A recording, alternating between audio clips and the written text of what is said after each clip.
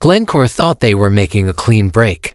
One corporate decision closed the Horn smelter in Quebec, and 7 decades of domestic copper refining cut the cost of environmental upgrades and sidestepped Canada's tightening regulations. From the outside, it looked like classic corporate strategy. Pull out before things get expensive, shift operations to a friendlier jurisdiction, and move on. If you enjoyed this breakdown, don't forget to like, subscribe, and drop a comment. Your feedback helps shape what we cover next, and you being here keeps the conversation going. Thanks for watching. See you in the next one. But the minute Glencore shut down the smelter, the ripple effects weren't just industrial, they were political, economic, and strategic. Over 1,000 workers were suddenly out of jobs. One of Canada's oldest refining facilities went cold overnight, and the country was left staring at the fact that a critical part of its resource infrastructure was in the hands of a foreign multinational that didn't hesitate to cut and run when profits got squeezed. At first, this looked like a crisis. And to be fair, it was. But what Glencore didn't see coming was that Canada wasn't going to just sit in the wreckage. The company's exit triggered something much bigger, a full-scale rethink of how Canada handles its critical minerals. And that rethink turned into one of the most aggressive industrial overhauls in recent Canadian history. Because while Glencore was busy relocating operations to the US, banking on lower costs and looser rules, Washington was working on something of its own, a 50% tariff on copper. Framed as a national security measure, this tariff changed the entire economic calculation overnight. The copper Glencore now had to move across borders wasn't just inconvenient, it was expensive. The company had tried to cut costs. What they got instead was a front-row seat to a new geopolitical reality. Protectionism wasn't going to play out in their favor. Those tariffs didn't just raise costs, they exposed how vulnerable the U.S. refining system had become. Domestic processing couldn't keep up. Supply chains got tangled. Prices surged. And manufacturers across the country started scrambling. In one move, Glencore had left a gaping hole in Canada's refining sector and walked straight into a regulatory buzzsaw in the U.S. The plan to avoid environmental upgrades and stricter rules had backfired badly. Meanwhile, Canada didn't panic. It pivoted fast. The federal and provincial governments didn't try to chase Glencore or woo them back. Instead, they dropped the $6.4 billion plan to revive and future-proof Canada's entire critical minerals sector.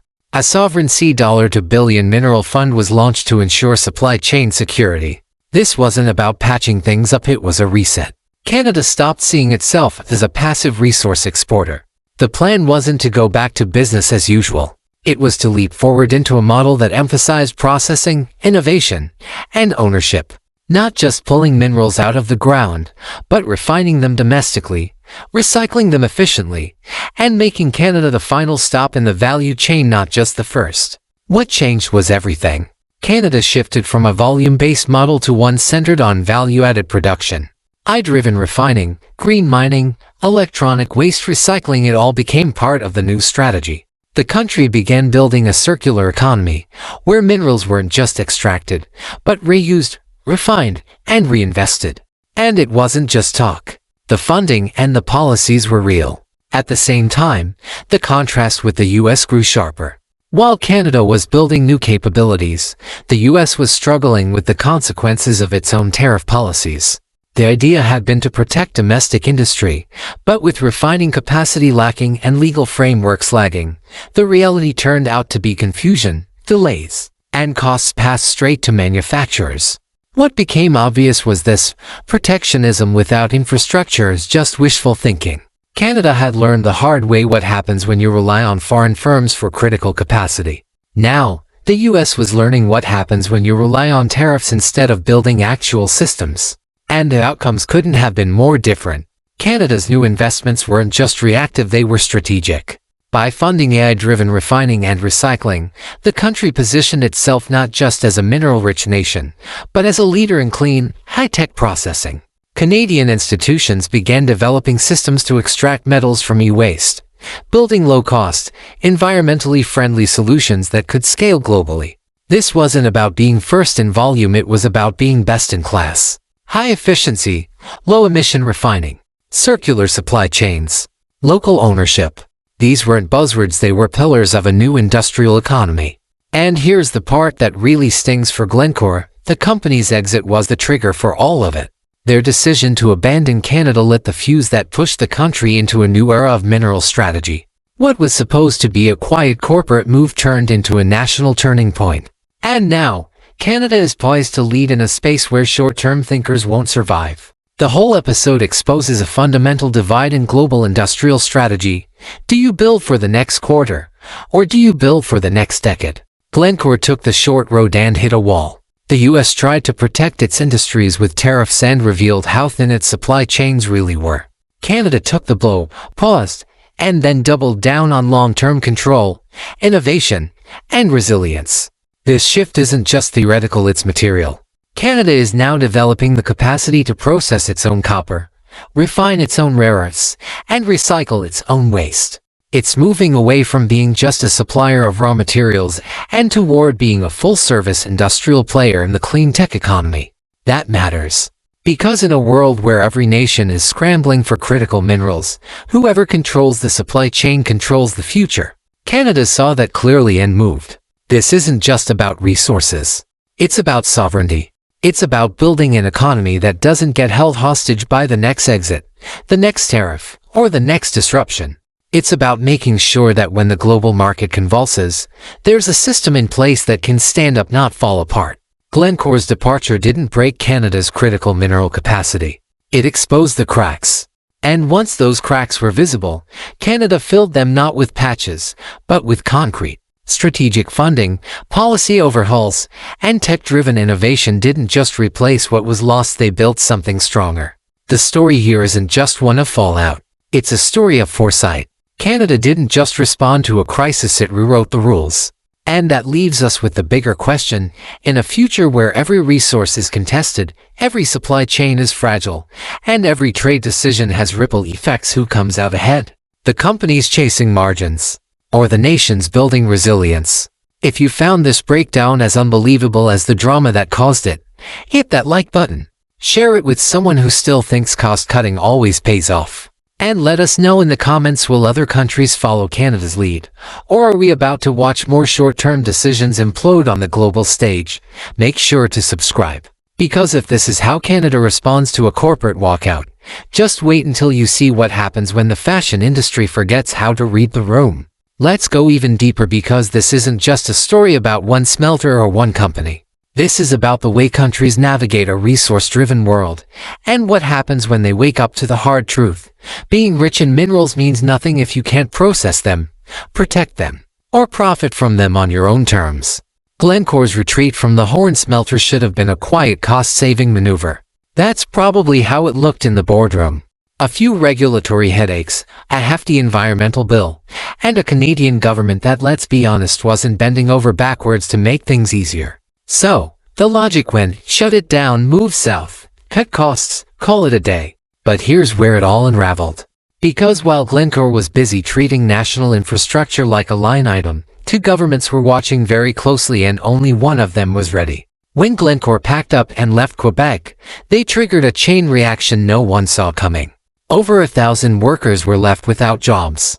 A cornerstone of Canada's copper refining infrastructure vanished overnight.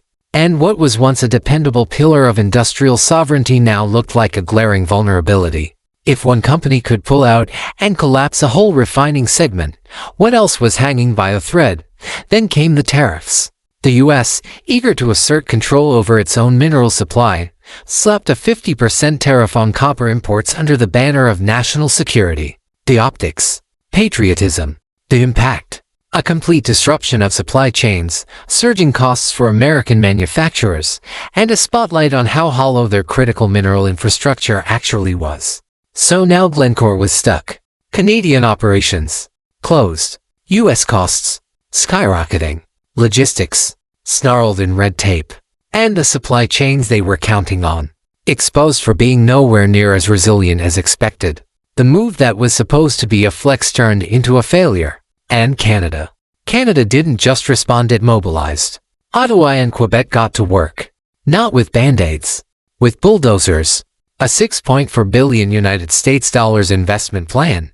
A $2 billion sovereign mineral fund. Strategic moves, not just reactive ones. They didn't try to recreate the past, they started building a future where no foreign exit could gut their economy again. The new policy wasn't about nostalgia for the Horn smelter. It was about modernizing the whole system. Canada made it clear, this wouldn't be a country that just digs things out of the ground and ships them off. It would become a full-cycle economy, extracting, refining, processing, recycling, and owning the value chain from end to end. And it wasn't just a funding story, it was a technological one. Canada threw its weight behind high-powered refining systems, recycling programs that harvest metals from electronic waste, low-emission, high-efficiency processes that align with global trends toward cleaner, smarter industrial models. This wasn't a patch job. This was a blueprint. Compare that with the US, where tariffs were supposed to protect domestic production. Instead, they exposed how little capacity existed. Protectionism, it turns out, doesn't work when there's nothing to protect.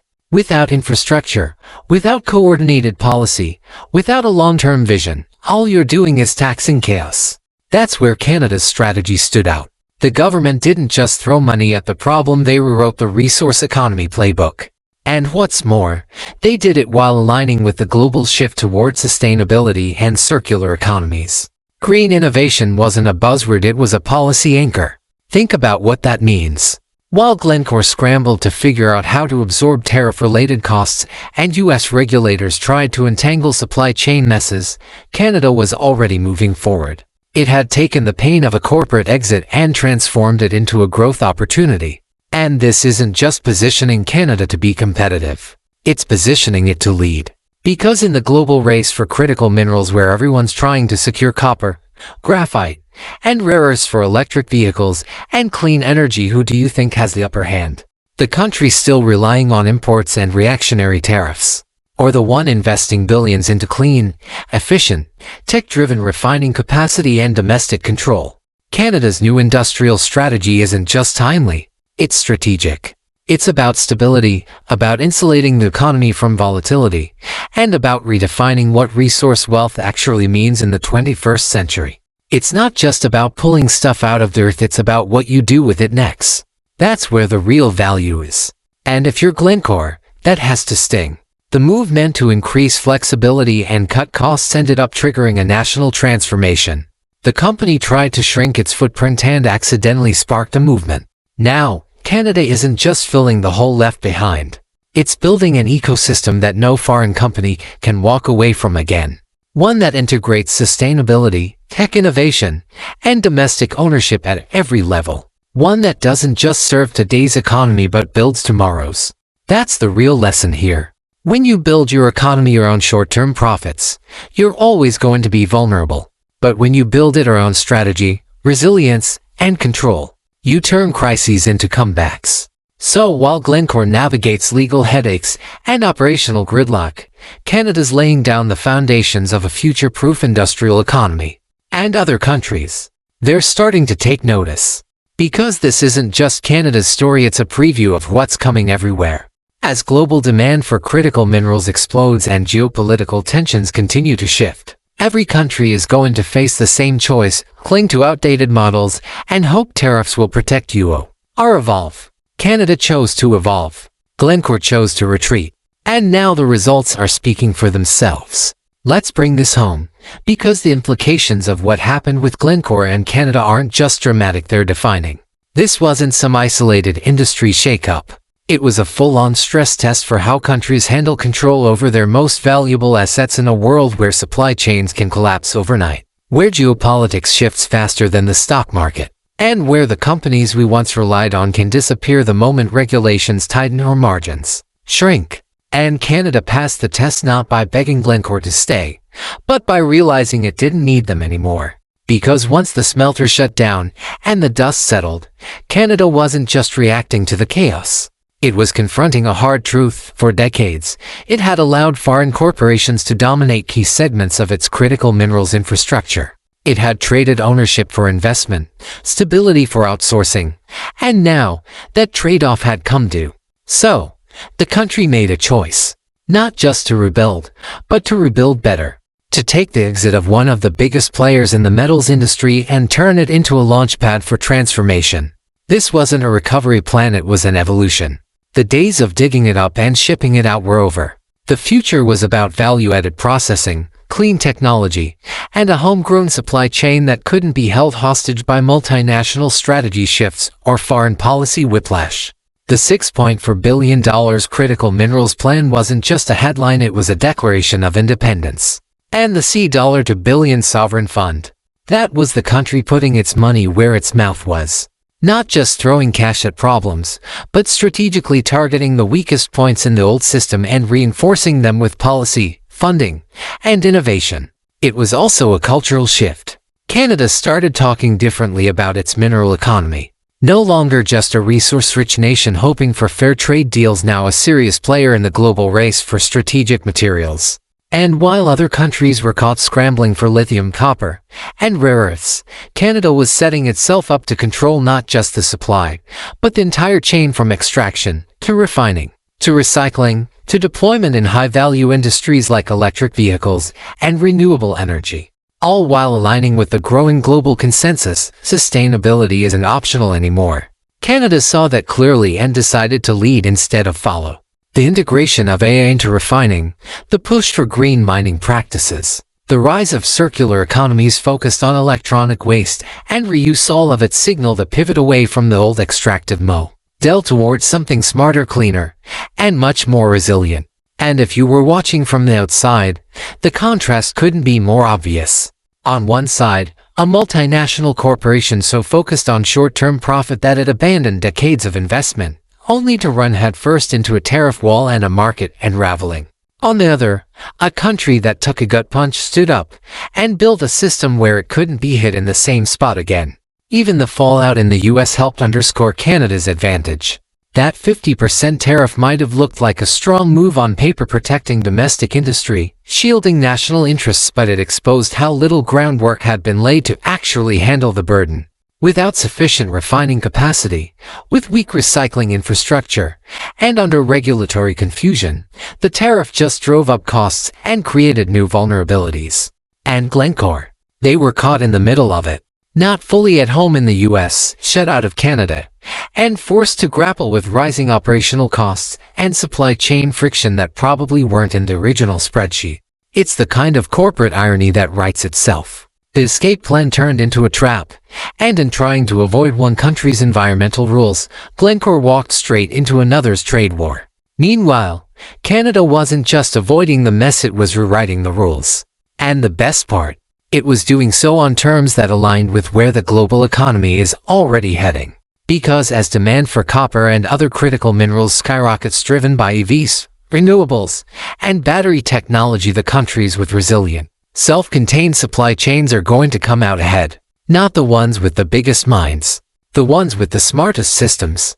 That's what makes this such a turning point. Canada didn't just respond to a crisis, it used the crisis to rethink everything. From how it sources and processes minerals to how it invests in technology, education, infrastructure, and policy. It didn't just try to bring refining back. It started building a future where refining becomes part of an integrated, sustainable, and independent economic engine. If you found this as gripping as the chaos it started with, hit that like button. Share this with someone who still thinks short-term thinking wins the long game. And drop your thoughts in the comments. Does this mark a turning point for global resource policy, or is Canada still the exception? And don't forget to subscribe, because if you thought this meltdown had twists, wait until we cover what happened when a tech giant tried to reinvent ethics and accidentally reinvented a scandal.